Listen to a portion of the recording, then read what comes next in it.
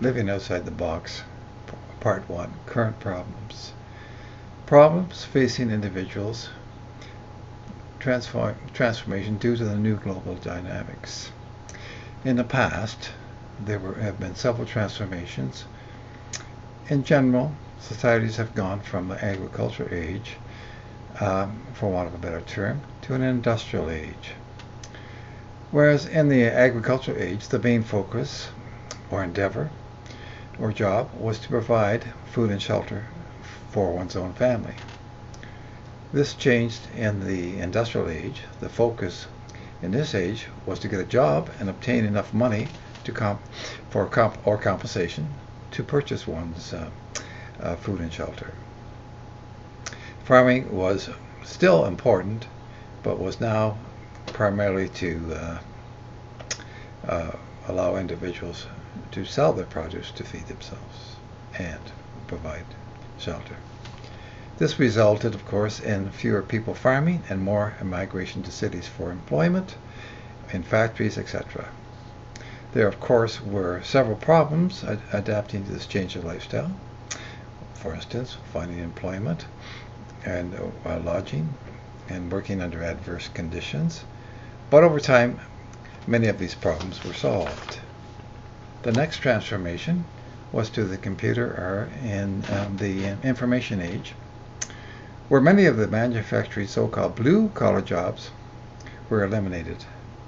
Now, with the advent of global communications, many of the white-collar jobs are disappearing or transferred to other cheaper labor situations. Most of the other blue-collar jobs still remaining also transferred to jurisdictions where labor is cheaper. Often during these transformations, there are casualties. Often it is the individual with the least likelihood, i.e. those with less resources, that are called upon to make the change. And even when they make the change, those most likely to not to benefit, i.e. end up with poorer quality jobs. There have been some attempts to rectify this.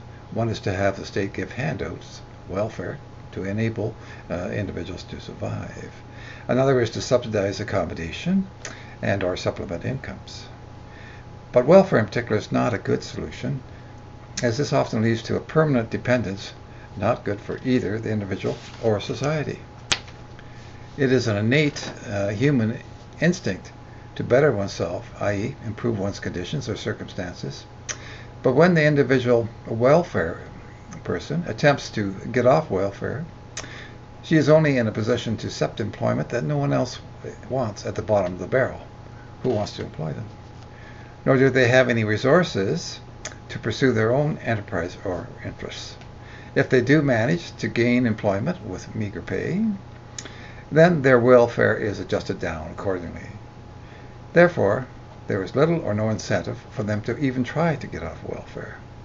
This is a loss to them and also to society. They are a drain on rather than a contributor to society.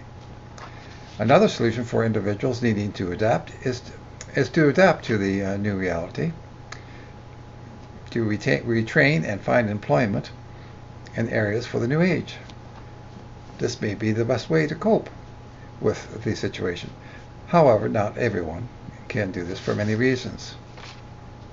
These days, in most Western nations, it can cost up to $40,000-$50,000 to obtain a university education.